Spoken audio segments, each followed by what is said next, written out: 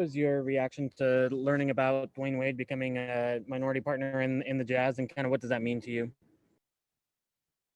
Well, I think it's a very exciting time for the Jazz organization, for Ryan Smith, um, to get a guy like Dwyane Wade, you know, Hall of Famer.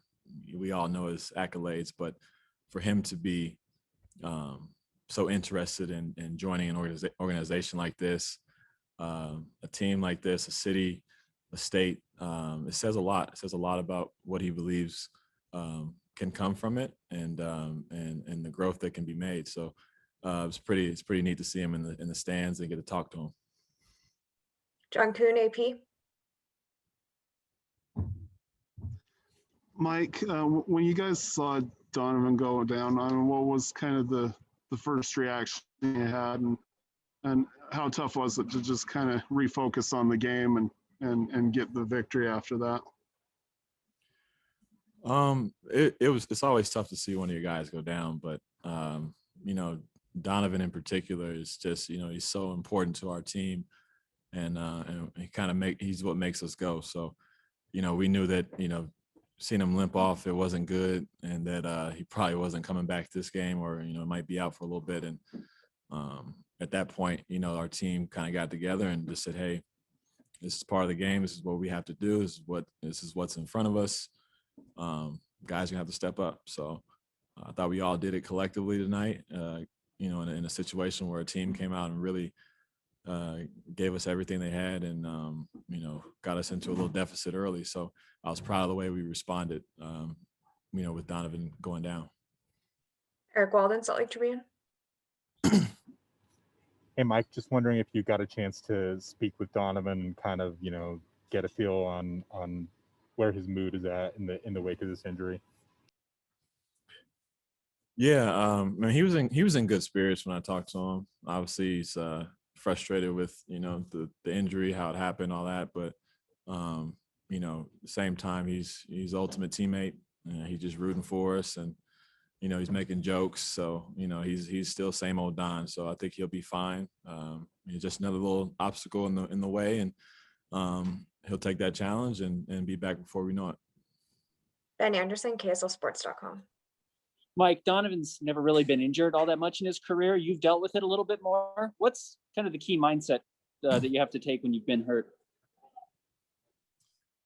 Patience is one, but you have to be able to take it, you know, each day by day. You know, one day you're gonna have a good day, the next day, you know, it might set back another, you know, day or two. So you have to be mentally prepared for that, and not think that it's just gonna, you know, every day you're gonna feel better and better and better. So just be mentally prepared for the ups and downs, and don't rush back too quick. I know I've done that one too many times in my career, and our training staff is one of the best, and they'll make sure he's in great hands and take care of him the best they can.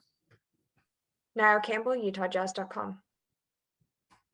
Hey, Mike. Dwyane Wade spoke on being interested in the business side of basketball while still in the league, but also being an inspiration to people to follow in his footsteps.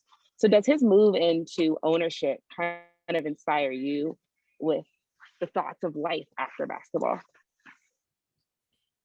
Oh, for sure. You know, to see Dwyane and the moves he's making, they're really powerful. You know, for one, I mean, he's an African-American male and ex-basketball player. A lot of things I can relate to. And for me, you know, in the back part of my career, you know, it's something that it gives me hope that, hey, maybe I can do that. Maybe, you know, the next guy can do that. So those doors are open, and he's allowing all of us to see that. And it's been a great inspiration for a lot of us. David James, KTV. Mike, the team's been really good as long as they have 2 out of 3 guys with you and Donovan and Joe. But with Donovan now apparently out for a while, and with you managing the hamstrings, I'm wondering what's going to kind of guide the decision on whether you play or don't play, and how you handle this going forward.